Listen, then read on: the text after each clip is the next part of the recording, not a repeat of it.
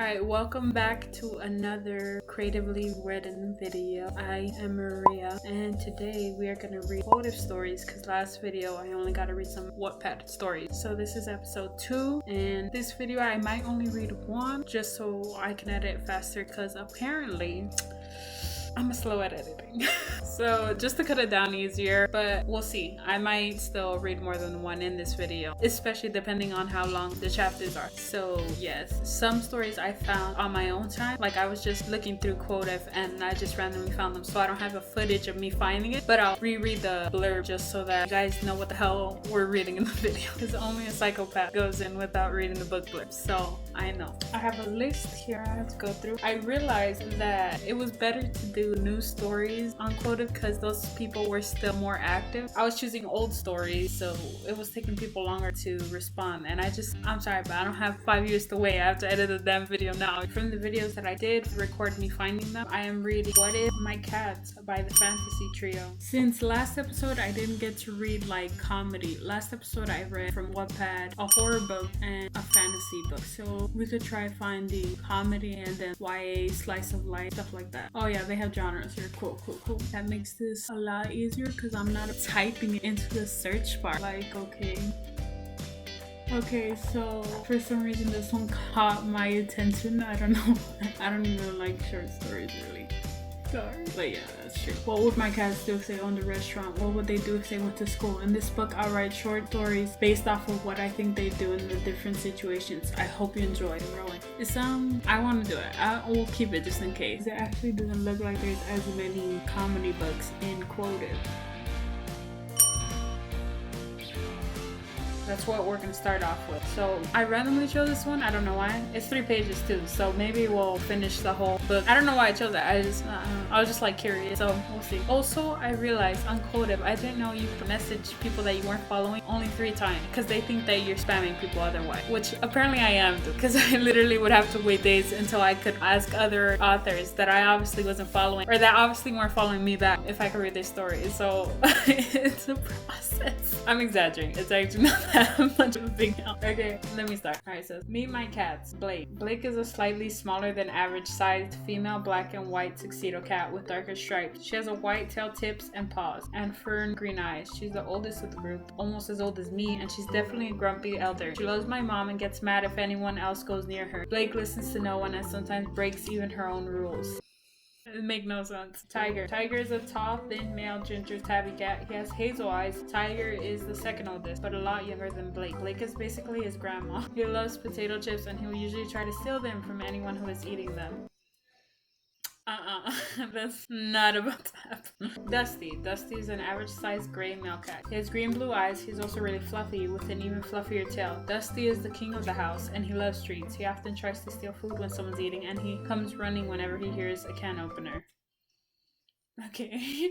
Patches is an average-sized, thin, calico female cat. She has bright green eyes. I love her, but she's a bit of an idiot. She's scared of her reflection in the mirror, other animals, and even her own tail. Definitely a skittish little creature. Snowflake is a large, white male cat. He has one green eye and one blue eye. Snowflake, like Patches, is also kind of an idiot. He has run headfirst into the washer multiple times. He's also the most dog-like out of our pets, and he can play games such as tag or fetch. Snowflake is deaf, but he still loves to watch TV with my parents. Silly is a small, thin, Siamese pattern cat with a completely gray tail. They have wide, ice blue eyes. Sealy is a bit of an odd cat. They're a bit similar to a ferret, and I think they're secretly trying to summon demons in the house. They don't make any noise until they're upset about something, and they're the loudest cat we have. They're female, but I headcanon them as non-binary. Is it weird to have headcanons about your pets? Probably, but I'm a weird person, so I don't really care.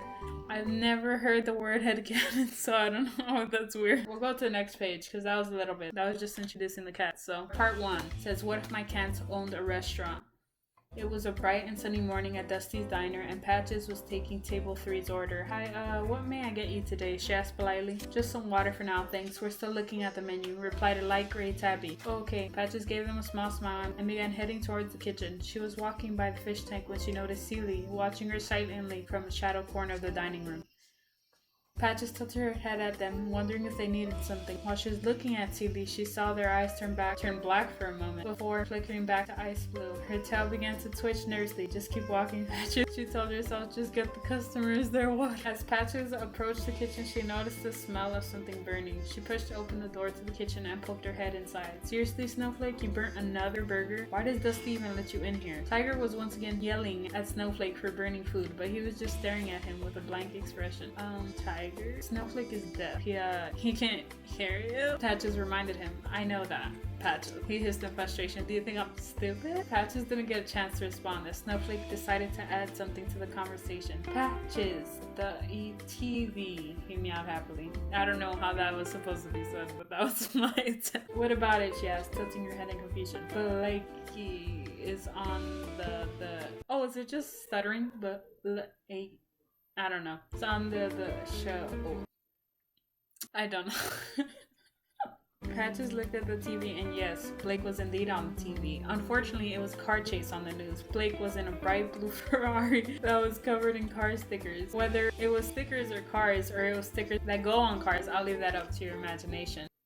I'd rather imagine it as it's covered in car stickers. That'd be awesome. Getting a car and just putting car stickers on top of it. That'd be even better because, like, you don't get the car you want. You just stickers of the car you did want. You know, your dream car. Just so you can imagine, alright? You have to have a creative mind. It seems that Blake has stolen yet another car. How did Patches know it was stolen? Well, Blake didn't even have a car last week. Blake usually just rides her motorcycle. There was also about 7 police cars chasing after her. Well, at least she doesn't have a hostage this time. Tiger sighed, clearly annoyed by his grandmother's antics. Oh yeah, I forgot that while Tiger was distracted by the TV, Patches hurried over to the sink so he could fill 2 glasses of water. When she was done, she sprinted out of the kitchen as quick as she could without spilling anything. Here's your water, she chirped to the twin tabbies. As they thanked her, she turned to leave and almost walked right into a familiar Siamese cat. Patches jumped, startled. She hadn't even heard Seely sneak up behind her. Oh, hi, Seely. No response. Seely only kept staring at Patches with unblinking eyes. Okay then. Patches hesitated before walking away. Dusty's office, Seely stated quickly, their voice barely above a whisper. Patches jumped again. Had Seely really just spoke? She turned around to see that Seely was gone. Weird. What was it they said? Dusty needs me in his office. Alright. Seely said you needed me, sir? Patches questioned nervously as she poked her head through the doorway. Yeah, grab the TV remote for me. It's miles away. Dusty meowed lazily from the couch. Right. Okay. Dusty was exaggerating when he said the TV remote was miles away. In reality, it was only 3 feet away from him, but Patches handed it to him anyway. Can you grab my chips for me as well? They're on the desk. Patches gave Dusty his chips, which were next to the rubber band ball that Snowflake had made him for his birthday. Great, you may leave now. Well, she sighed to herself as she left the office. At least there's nothing new to worry about today. Oh, okay, so we completed it. Okay, I'm just making sure. So, I don't know if they're gonna keep updating or not, but this is what they have so far that I read.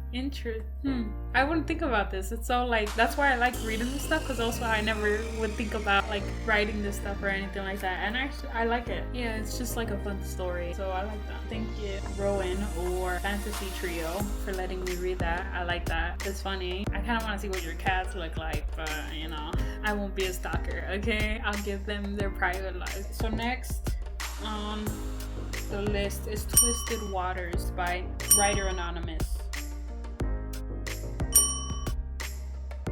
So you can check them out too. Let me read the background. So it says, a story of mermaids and magic awaits anyone who dares to read this book. What will happen? A romance? Strange family ties? Read and see. I try to update at least once a week. That's hard for me to do, so I compliment you, okay? I wanted to do a mermaid one because, I don't know, I've just been needing to read a mermaid story or show, or I need something mermaid right now. I don't know if that's a mood or not, but that's what I'm in. I'm feeling Little Mermaid type of moods right now. Kind of feeling watery, whatever that means. Okay, chapter 1, Finding Things. I was the type of girl that you would find partying at a house or drinking tea. That was complete opposite, so I didn't know what to say. It stopped me for a moment. The type of girl that you would find partying at a house or drinking tea, quietly watching Netflix. I'll fully admit that my life was more on the normal side, for the most part at least. My boyfriend was nice and good looking, with his coal black hair, emerald green eyes, muscular build, and a charming smile that could make girls across the country swoon. Okay. Don't show off, I mean, brag. The only drawback was that he was a well-known player. I should have been suspicious of him, but I thought it was different with me. I guess I was wrong. Luckily, I found someone who truly loved me. But I'm getting ahead of myself. In order for the story to make sense, though, I have to start a little before the beginning. Bright lights, thumping music that can move you to the core, and a lot of beer. That's how you could describe the place I was in right now. But it was practically like a second home for me. Since I was studying abroad in Ireland and such, I was at the punch beer table that was on the second floor balcony that overlooked the first floor, with a beer in my hand, of course. Although I was pretty sure that it was all alcohol by now. Since I had heard from someone that someone spiked the punch bowl. Though I was halfway through my cup, the effects hadn't kicked in yet. So to myself, at least, I was still technically sober. My friend Vanessa, my BFF since my freshman year in high school up to now, was on the first floor in the middle of the dancing crowd. She was grinding up against everyone and everything that could dare to go anywhere near her. You know, her bottom. She has clearly had at least 5 or 6 beers by now. She was also wearing a very suggestive outfit consisting of a green... Oh, they have pictures. Do I have to click links to see them? I'll just imagine them because the links aren't working or whatever. Okay, so consisting of a green crop top, strappy black shorts, a snake bracelet, and had gotten highlights in her hair the day before. Even though I was quite used to the party scene tonight, I felt toned down for some reason. On nights like these, I might have worn something similar to Vanessa, although tonight I was wearing a purple hoodie with lace panels. I don't know what. I didn't know there's panels on it. A pair of leggings, a blue gemstone cuff earring. I got the tips of my hair dyed and I was wearing a necklace from my mother. The necklace had a white spherical gemstone in the middle and had a circular casting around it. It was quite plain, but I liked it. I leaned on the railing, keeping the beer tightly secured in my left hand while my chin was being supported by the right hand. I had a smile on my face as my gaze swept across the room. Jacob Briggs' mansion. Well, it was technically his parents, but they were gone for a week on a business trip in Mongolia. So like any good Irish college frat boy would do, he decided to hold a beer-fueled house party while they were away. There was no doubt in my mind though that they would eventually hear about it on Twitter, Facebook, or something of the like soon. I was also happy for the coincidence that he planned this on a day that I didn't have classes the day after. I looked past the crowd of people on the outside patio through the large glass wall. There was a pool out there and I could see a few people that were relaxing on the lawn chairs, although I'm pretty sure at least half of them were just drunk and passed out. That's, yeah, probably accurate. My attention was quickly brought back to the dance floor when I noticed Vanessa leaving it, following another girl. I quickly set down my cup and went down the stairs. By the time I got to the hallway, I could see the last traces of Vanessa going into a room and shutting it. Although it did creak open ever so slightly, I snuck over to the door and peeked my head, and I couldn't see much due to how dark it is, but the room appeared to be a guest bedroom. That's when I saw her. She was sitting on the other girl's lap, legs wrapped around her waist, making out. Okay. I smiled to myself and shut the door. Good for her. She had come out as homosexual to me only a few months ago. She told me that she was scared that I wouldn't accept her because her parents never did, although that was when I finally decided to come out to her as pansexual, and that I accepted her for who she was. She was happy, so happy in fact that she tightly embraced me and started to cry. I hugged her back. Our relationship never went farther than best friends after that though. I don't know. I walked back upstairs to get my drink. Once I was there, my cup was missing. Blank. Whoever took it. I went over and got a new drink, finding my boyfriend talking to another guy. Once he noticed me, he beckoned me over. Once I was close enough, he pulled me next to him with his arm now around my waist. I leaned against him, feeling comfortable in his grip. So you having a good time so far? He said this in a slightly flirty tone while rubbing his hand up and down my arm in a sort of comforting type of manner. Okay, comforting. I'm feeling kind of harassed.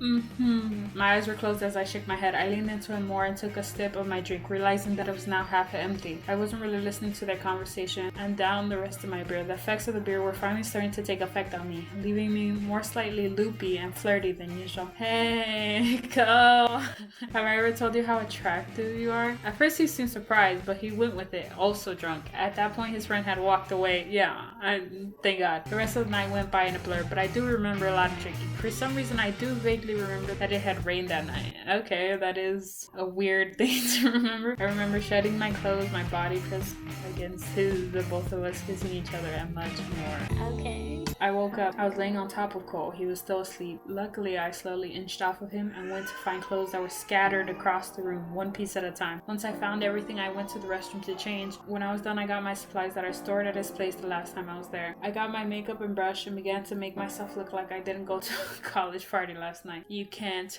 hide that, okay? No matter what you do. By the time I was out of the bathroom, Cole was still asleep. I put on my shoes and walked over to him, about to kiss him goodbye, but his phone buzzed. Me, being the curious person I am, went to see see who texted him. The name that came up was a person named Alexis. Who the hell is Alexis? I went to unlock his phone so that I can see, but it gave me a lock screen and numbers.